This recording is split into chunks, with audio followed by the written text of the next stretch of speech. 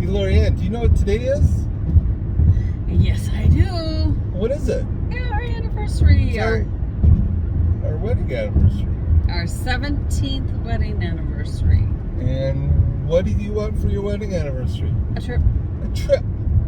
Always want a trip. She always wants to go on a trip. Incredible.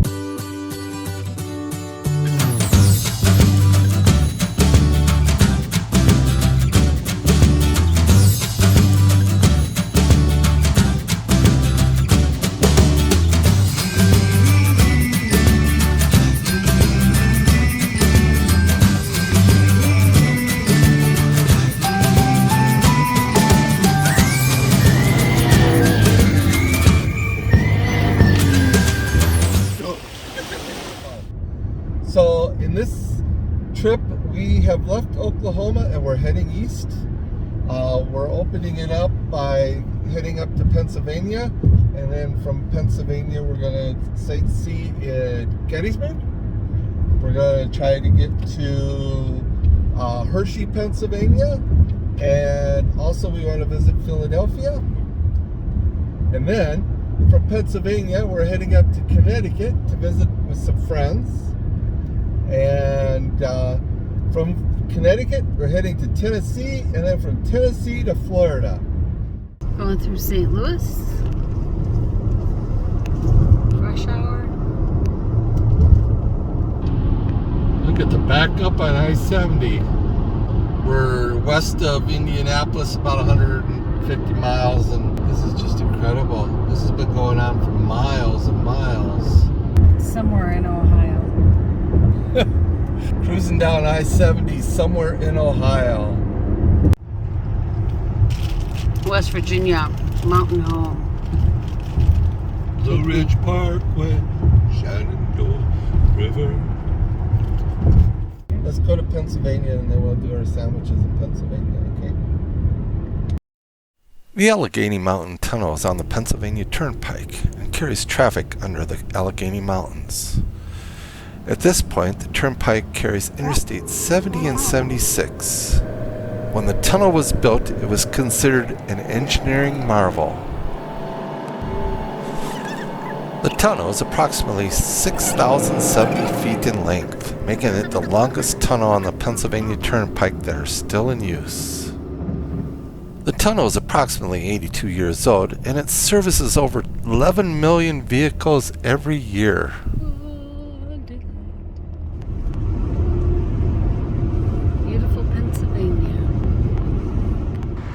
No road trip is a success if you don't have rest stops. Okay, this is interesting. I'm glad it's not blue. And a picnic lunch in Pennsylvania. Thought I'd give Lorianne a look at what true Pennsylvania Dutch roads are like.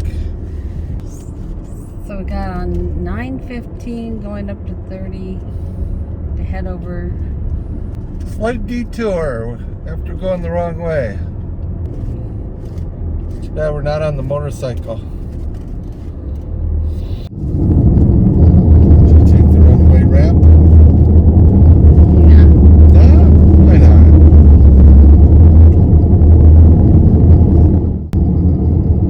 Here's another one. Second chance. Nah.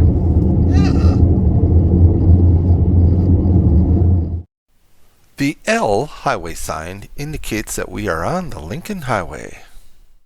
Much of the historic Lincoln Highway, the first road across the United States from New York City to San Francisco, became part of US 30.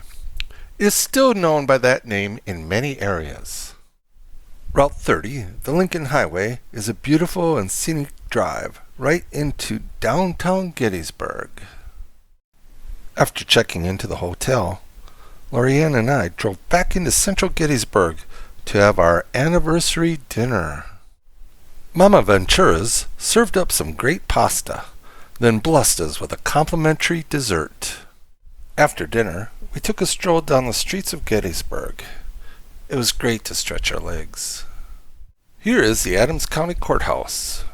During the Battle of Gettysburg, The courthouse served as both a command post and as a hospital for both the Union and Confederate armies. We had fun touring downtown, but tomorrow we visit the historic battlefield.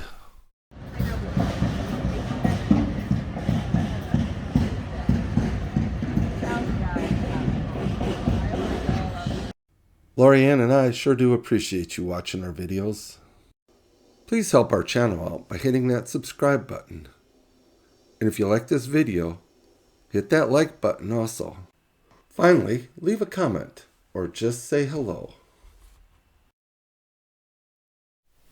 In June of 1863, General Lee marched his Confederate troops north into Pennsylvania, with General Meade and the Union troops in pursuit. On July 1st, 1863, they met in the town of Gettysburg. In the morning, our visit to the battlefield begins with a stop at the National Military Parks Museum and Visitor Center. There we also see the fully restored Gettysburg cyclorama. So who are you standing with? Abraham Lincoln.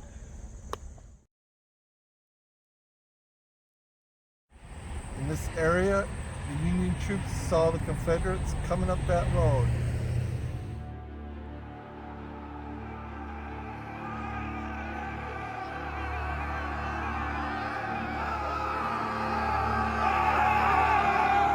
That afternoon there was heavy fighting at Seminary Ridge. But by the end of the day, Seminary Ridge had to fall. Union troops fell back to Culp's Hill.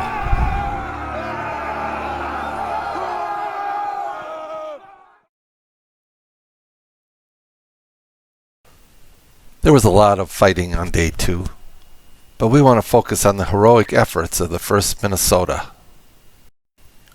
During the second day's fighting, the 1st Minnesota Regiment stopped the Confederates from splitting the Union line, as well as overrunning the artillery battery that was there. General Hancock had asked the Minnesota Regiment for 5 minutes. The 1st Minnesota gave him 15. They lost 215 men, 82% of the regiment. General Hancock had nothing but praise, saying, "There is no more gallant deed recorded in history." And here is the Pennsylvania Memorial.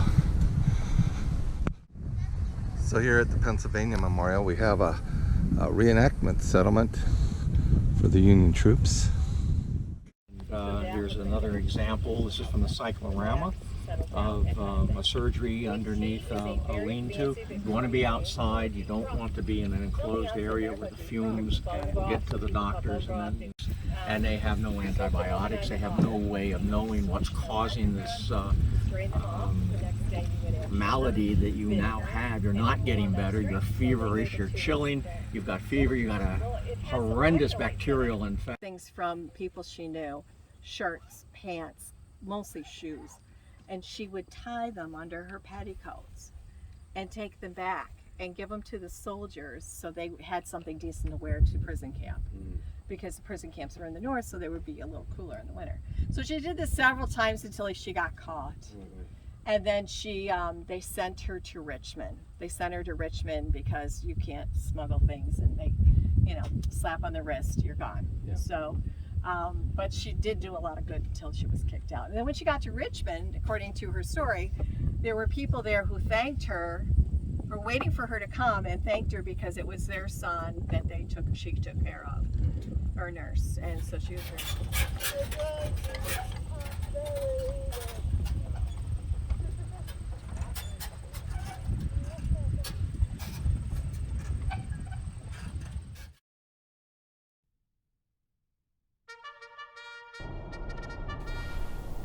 On the morning of the 3rd day, General Lee sees an opportunity at Culp's Hill. However, Union troops are reinforced and drive Confederate forces off the hill.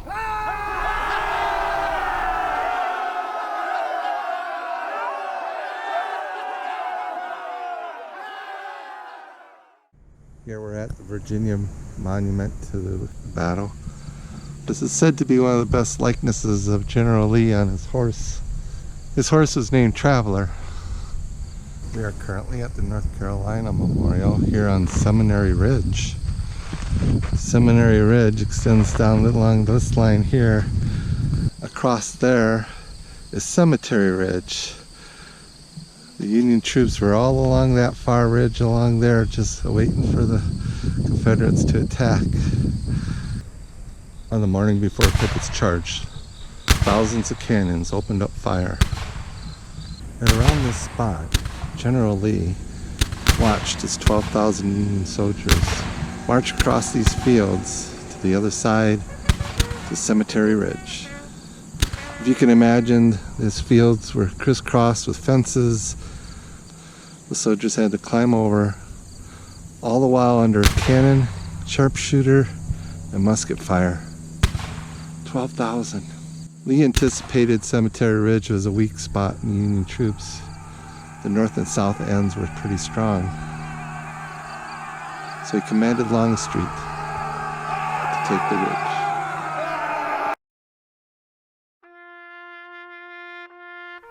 We here highly resolve that these dead shall not have died in vain, that this nation under God shall have a new birth of freedom, and that government of the people, by the people, and for the people shall not perish from the earth.